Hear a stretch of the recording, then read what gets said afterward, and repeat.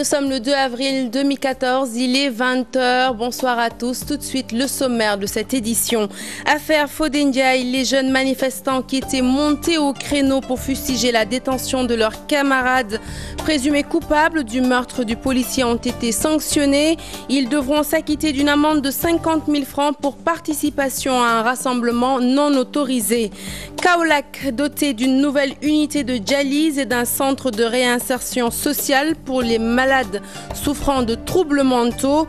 Une inauguration qui s'est déroulée en présence du Premier ministre et du ministre de la Santé. Préparation du 4 avril, la Grande Muette dévoile son programme. La DIRPA faisait face à la presse ce mercredi, compte rendu dans cette édition. Et puis, ce 2 avril est célébrée la journée mondiale de sensibilisation à l'autisme, une maladie encore taboue et difficile à prendre en charge faute de structures adaptées. Dans cette édition, vous en saurez plus sur l'autisme avec des témoignages des parents, mais aussi des médecins. Voilà pour les titres. Le développement, c'est dans un instant.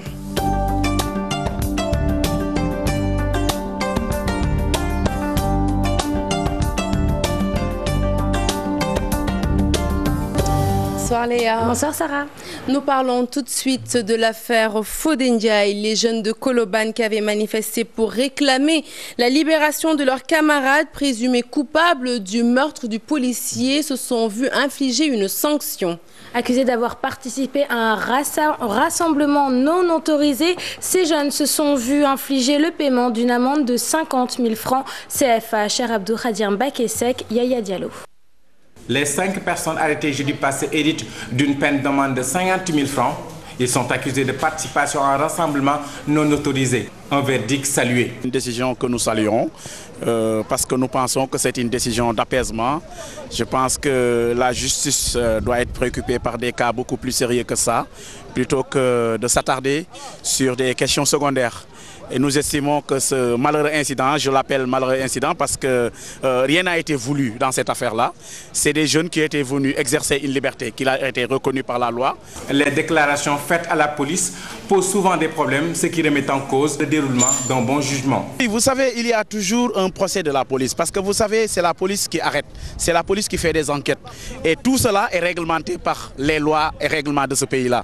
Maintenant, si nous voyons des problèmes par rapport à tout cela, il est de notre devoir en tant que défenseur des droits et libertés de les dénoncer, mais également d'en tirer toutes les conséquences relativement à l'application de la loi. Les accusés s'indignaient de l'arrestation des présumés coupables de la mort du policier Fodé Ndiaye, une affaire toujours pendante devant la justice depuis plus de 2 ans.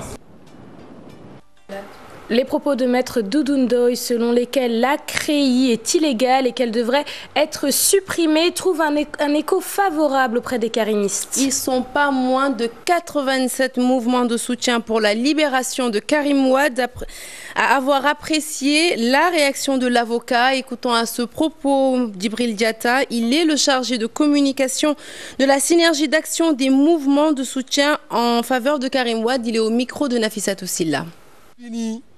Les débats de salon, nous avons été trop patients. Mais avec cette patience-là, on a compris que Macky Sall et son serviteur spécial veulent détruire Karim Wade. Il veut éliminer tous ces challenges politiques. C'est la raison pour laquelle, dans un pays comme le Sénégal, nous sommes debout pour faire face à ce monstre, qui est la CREI, qui a été enterrée depuis 1984 par un projet de loi dont les textes sont là. Et je tiens à féliciter Doudou Ndoye. Parce que aussi, quand un sage montre le soleil, il ne faut pas regarder son doigt. Il faudra regarder la lumière du soleil. Malheureusement, Maître Félix s'est passé à côté pour plaire Macky Sall. Mais tout le monde sait que la CREI a été abolie depuis 1984. Comme ça a été aboli, nous n'accepterons plus qu'on utilise une monstre pour éliminer nos responsables politiques, plus particulièrement Karim Meïssa Wade. Et de la justice, nous passons à la santé avec cette avancée notable dans le domaine de la médecine. Le don d'organes et de tissus bientôt permis au Sénégal. Le gouvernement planche actuellement sur un projet de loi concernant la transplantation. Le Premier ministre Aminata Touré l'a annoncé ce mardi à Kaolack. Nous l'écoutons au micro de Daouda Sow et Mohamed Dian. La transplantation moins onéreuse permet aux patients de retrouver son autonomie. Elle constitue une solution de haute importance. Toutefois, elle fait l'objet de beaucoup d'actes illégaux à travers le monde. Donc, elle ne peut se concevoir sans encadrement juridique. C'est dans ce sens que Madame le ministre de la Santé et de l'Action sociale a déjà préparé un projet de loi à l'attention de son Excellence, Monsieur le Président de la République, sur le don d'organes et de tissus. L'adoption de cette loi permettra de faire la transplantation rénale au Sénégal et de soulager ainsi de nombreuses personnes. Et toujours sur ce sujet, Kaolack a abrité l'inauguration d'une unité de dialyse et d'un centre de réinsertion sociale pour les malades souffrant de troubles mentaux. La cérémonie d'inauguration s'est tenue en présence du Premier ministre et du ministre de la Santé. Parmi les ayants droit, les personnes vivant avec un handicap, ces dernières pourront bientôt entraîner un centre de formation socio-professionnelle. Daouda Sow, Mohamed Dien. Amadou Moustapha Kébé est atteint d'insuffisance rénale. Depuis 2 ans, il s'est déplacé à Dakar pour ses séances. Aujourd'hui, l'unité de dialyse de l'hôpital El Hadji Ibrahima Niass vient à son heure. Nous saluons ce geste, parce qu'on en avait grandement besoin. Parce que nous sommes des malades qui habitent à Kaolack, mais qui résident à Dakar depuis.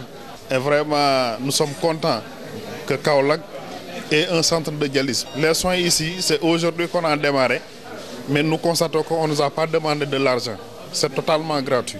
Le Premier ministre, en compagnie du ministre de la Santé, a procédé à l'inauguration du centre de dialyse, une nouvelle structure pour faciliter aux populations l'accès à certains soins de santé. L'ouverture de cette unité d'hémodialyse démontre, s'il en était encore besoin, la volonté du chef de l'État du Sénégal de mettre à la disposition des populations des soins spécialisés, de qualité, quel que soit leur lieu de résidence. Un autre centre à Kaolack, le centre Imam Hassan Cissé, pour la réinsertion sociale des malades mentaux. Le centre de réinsertion sociale de Kaolack, avec une capacité d'accueil de 56 patients, assure en plus de la surveillance de leur état clinique par une équipe de soins, l'encadrement avec des moniteurs spécialisés notamment en aviculture, horticulture et artisanat, pour ne citer que ces domaines. La visite du Premier ministre et du ministre de la Santé s'est achevée à Bambey. Là, le Centre national de réadaptation socio-professionnelle des personnes handicapées est officiellement ouvert. Une manière pour les autorités d'éradiquer la mendicité chez ces couches vulnérables. Et puis une autre bonne nouvelle pour les personnes vivant avec un handicap, la carte d'égalité des chances bientôt disponible. Le Premier ministre a procédé à la remise symbolique de la certification de handicap, première étape dans le processus de délivrance de la carte. Nous écoutons le docteur Cherdiaï, directeur général de l'action sociale, toujours au micro de Daouda Sow et Mohamed Dien. À l'instant qu'on parle de certificat de handicap, c'est-à-dire la personne handicapée est bien identifiée, on lui certifie son handicap et on mesure en même temps son degré de handicap par des médecins qui sont plus ou moins spécialistes.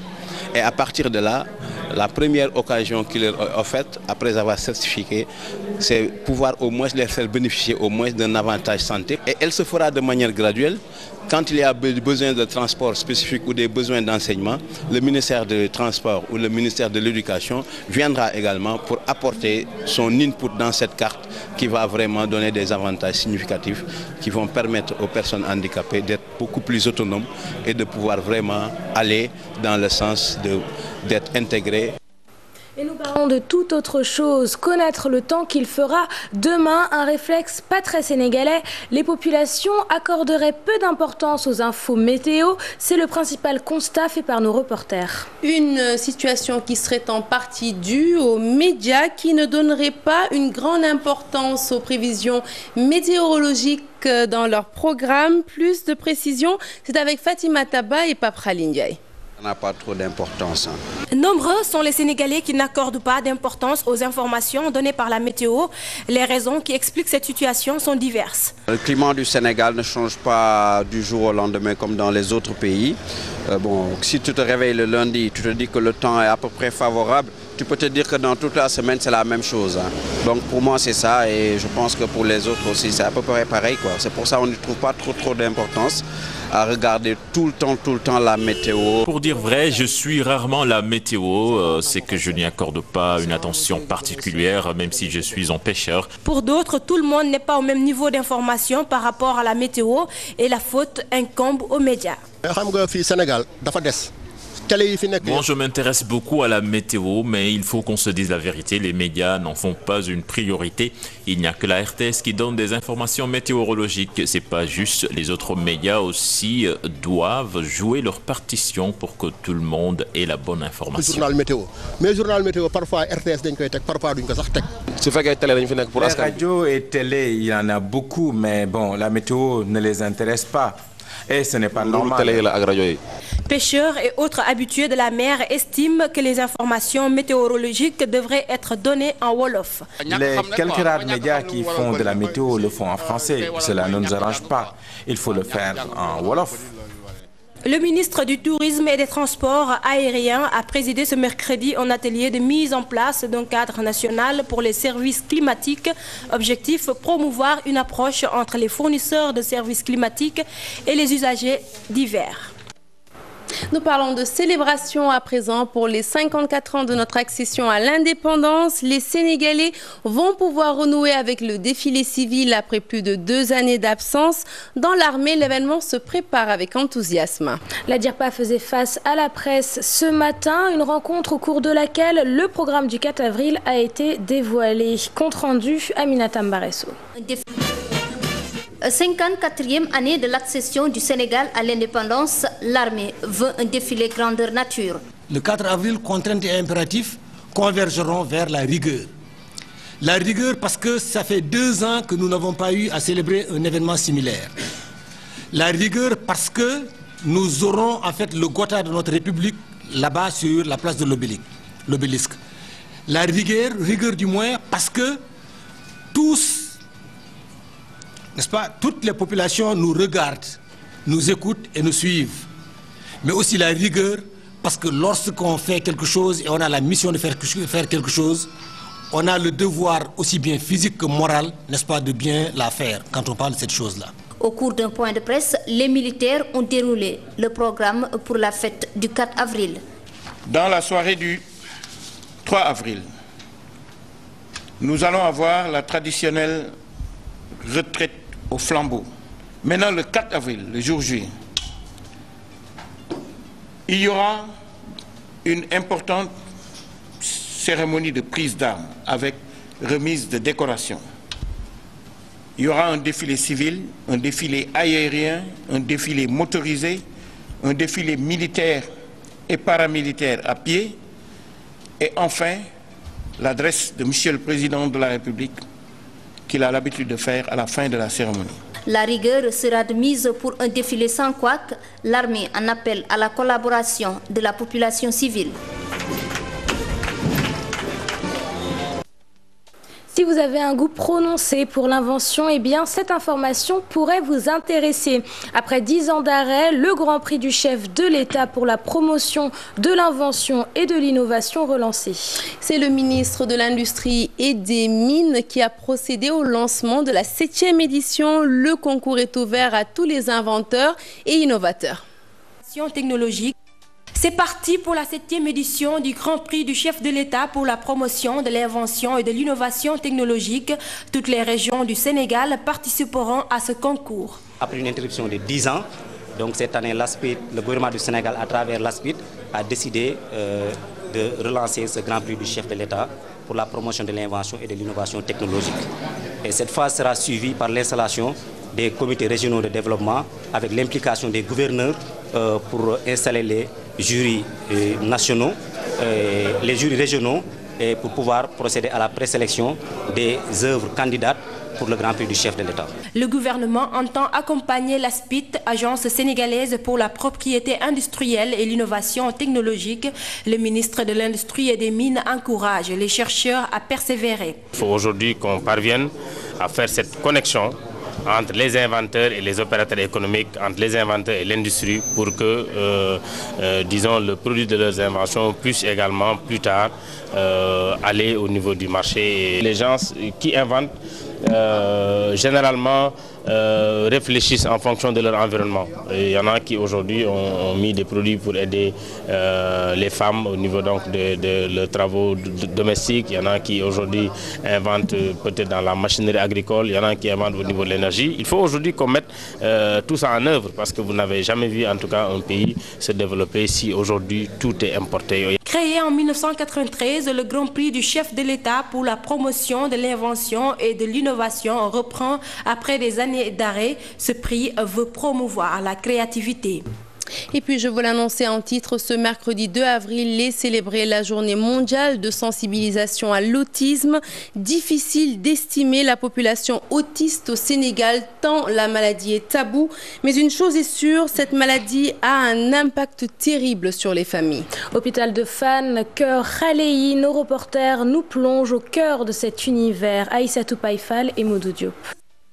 L'autisme ou trouble du spectre autistique, une maladie sous-diagnostiquée au Sénégal. Des manifestations cliniques diverses selon le docteur Lamine Fall. L'autisme fait partie des troubles envahissants du développement. Les manifestations, disons, on peut les résumer en trois grandes lignes, c'est-à-dire les troubles qualitatifs du langage et de la communication, les troubles des relations sociales et des intérêts restreints, répétitifs. Donc, ce sont les trois, lignes qui définissent un peu le grand cadre des troubles envahissants de développement et qu'on retrouve dans l'autisme. Mais ce qui fait qu'en termes d'évaluation, de chiffres, c'est sûr qu'on va sous-évaluer si on prenait juste les cas qu'on a. Un dépistage précoce dès la naissance pour éviter certaines séquelles. C'est que ces troubles-là apparaissent très tôt, généralement, et deviennent évidents avant 30 mois. C'est-à-dire que le diagnostic ne se fait pas avant 30 mois.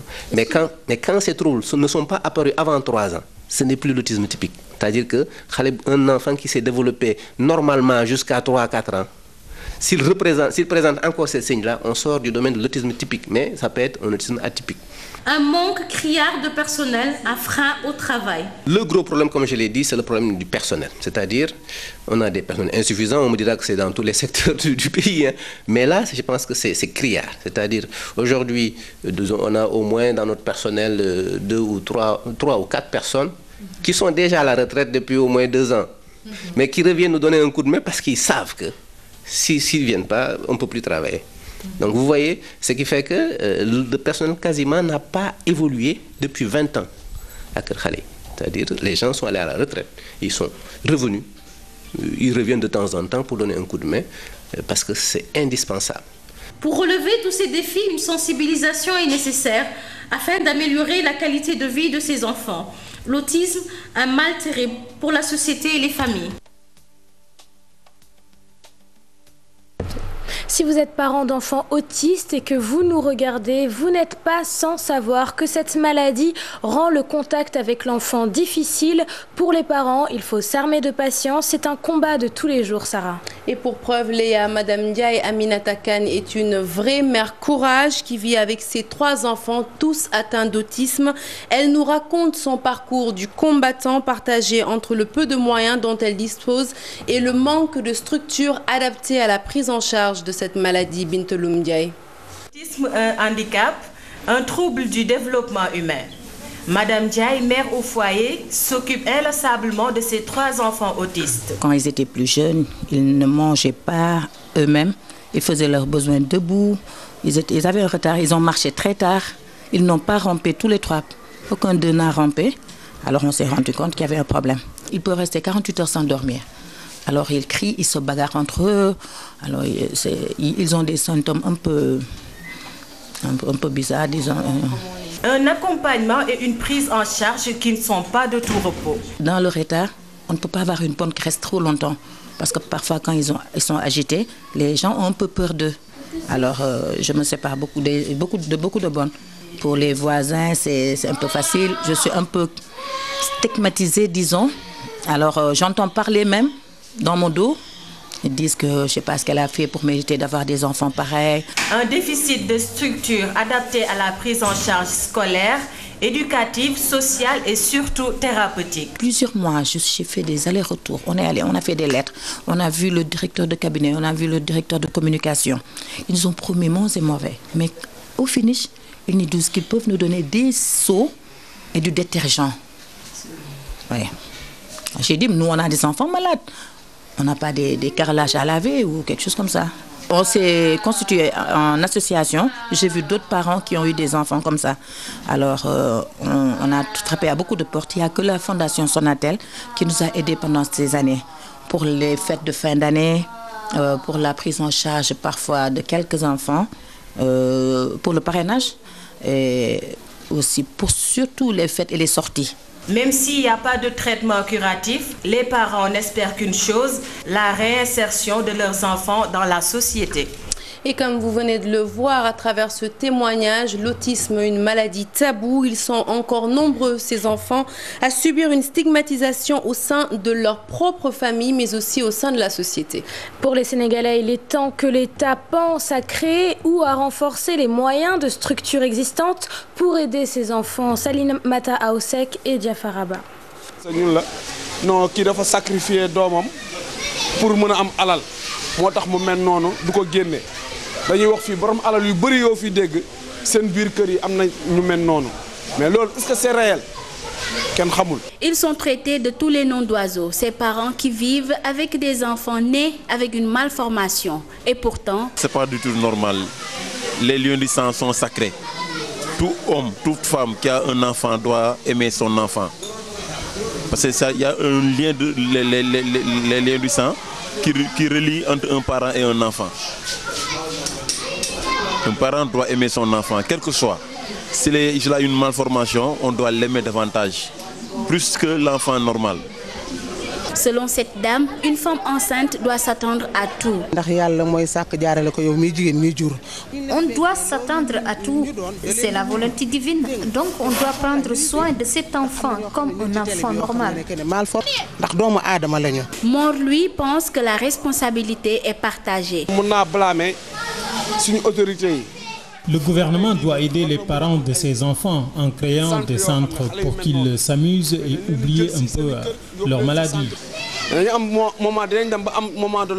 Que ça soit l'autisme ou toute autre malformation, un enfant reste un enfant, malade ou en bonne santé. C'est parti pour l'actualité internationale qui nous mènera respectivement au Burkina, en Égypte et au Chili où un séisme de magnitude 8,2 s'est déclaré hier dans la nuit. Récit Aminata Mbaresso. Le tribunal de grande instance de Ouagadougou se prononce sur une demande de la famille de Thomas Sankara d'exhumer le corps de l'ancien président assassiné en 1987. Cela pour effectuer des expertises ADN et vérifier que c'est bien sa dépouille qui repose dans sa tombe. Aboubakar Sharif Ahmed alias Makabouri a été tué par balle mardi soir à Mombasa. Figure de l'islam radical kényan, il annonçait que les autorités kenyanes voulaient sa mort. Il était dans le viseur des États-Unis et de l'ONU qui le décrivaient comme un recruteur de jeunes musulmans kenyans en vue d'activités militantes violentes en Somalie. En Égypte, 3 bombes ont explosé ce mercredi au Caire. Bilan, un général de la police tué et 5 blessés. Ces attaques se multiplient depuis la destitution du président islamiste Mohamed Morsi. Au même moment, le maréchal Abdel Fattah al-Sisi a déclaré sa candidature à l'élection présidentielle prévue les 26 et 27 mai prochains. Au Chili, c'est un fort séisme qui s'est déclaré dans la nuit de mardi à mercredi. Il est d'une magnitude de 8,2. Le séisme a 6 morts, ce qui a suscité une alerte au tsunami, mais elle a pu être levée par l'évacuation d'une partie de la population.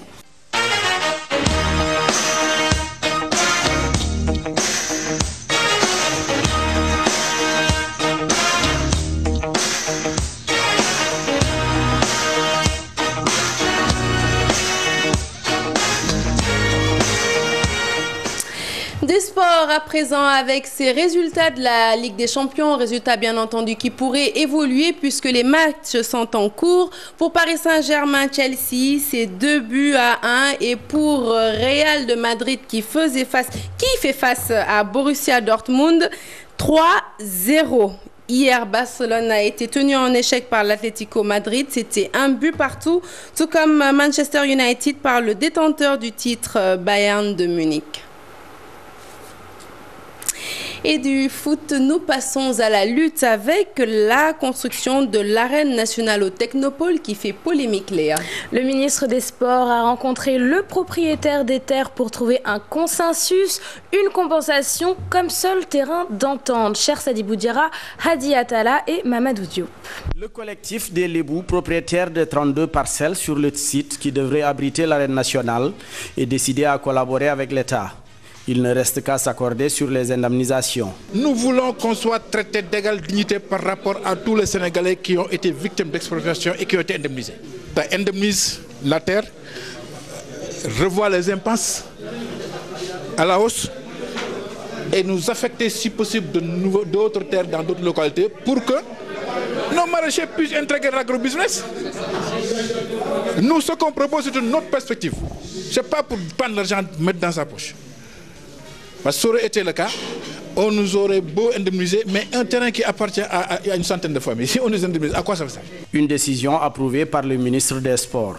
Une compensation, une indemnisation à la hauteur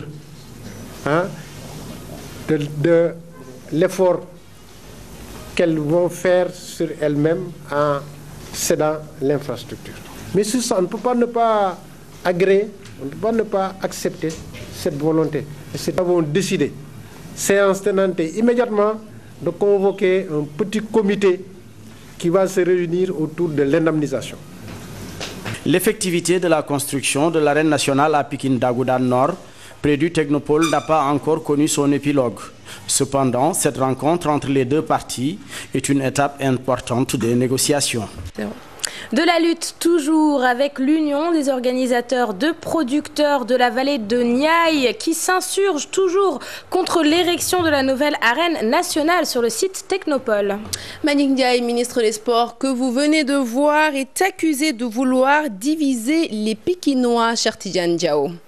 L'Union des organisateurs de production de la vallée des Niayes promet une lutte acharnée contre le ministère des Sports qui, selon ses maraîchers, sème le trouble. Ces pères et mères de famille ruminent leur colère par rapport à l'érection de la nouvelle arène nationale à Pikine. Nous dit niet à la construction d'une arène nationale dans cette zone.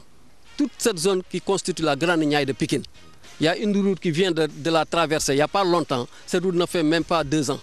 Donc on ne peut pas diviser cette zone en deux. Là où il parle qu'on va ériger l'arène nationale, c'est des bas-fonds, c'est des zones humides, c'est des zones marécageuses. C'est des zones qui reçoivent toutes les eaux inondées de la banlieue. C'est dire que cette zone ne fait pas partie de la Niayes, mais c'est dire le contraire. Déjà ce mardi, le ministre des Sports avait tenu une rencontre avec certains maraîchers. Une aberration selon eux. Nous, on n'a mandaté personne pour aller rencontrer le ministre des Sports pour céder les terres. Nous, en tout cas, membres de l'IPROVEN, nous disons que nous ne cédons aucun centimètre de nos terres. Nous sommes prêts à y laisser nos vies.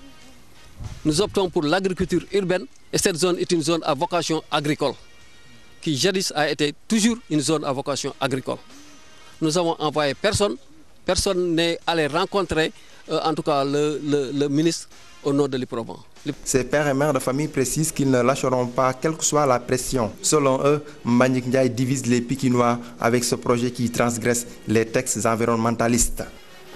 Cher Tidiane Diafara, nous passons au judo. Le judo qui traverse actuellement une crise avec un sport qui travaille actuellement une crise plutôt. Mais pour Oumar Dangaloum, il n'y a pas de quoi fouetter un chat. Oui, Sarah, l'ancien président de la Fédération sénégalaise de judo, minimise la polémique. Il est convaincu que le dialogue va prévaloir. Abdou Aziz Khan et Colé Cissé. Le sport suppose la compétition, l'affrontement. Qu'il s'agisse de textes, qu'il s'agisse de techniques, de formules ou de kata, le sport c'est la confrontation, le choc des idées et des techniques. Nous sommes arrivés à un moment de ce qu'on appelle la régulation. C'est logique dans tout processus de développement. C'est des incompréhensions passagères, mais qu'il s'agit d'enjamber. Il s'agit de dépasser, qu'il s'agit de résoudre, parce qu'il faut résoudre pour avancer. La résolution des problèmes, c'est quoi? Ce n'est pas se battre, ce n'est pas la peine de se battre. Les arts martiaux, on a pris la non-violence, on a pris la sérénité, mais c'est la rencontre des idées, se parler, échanger pour trouver une formule. Voilà, c'est la fin de cette édition. Merci de l'avoir suivi. Vous pourrez suivre à 22h Faram Fatché avec Pape Ndiaye. L'info continue sur votre site www.gfm.sn. Le 0h sera assuré par Chartidiane Diao. Quant à toi, Léa, je te retrouve demain avec plaisir. Avec plaisir également, Sarah. Bonsoir à tous et excellente soirée sur cette antenne. À demain.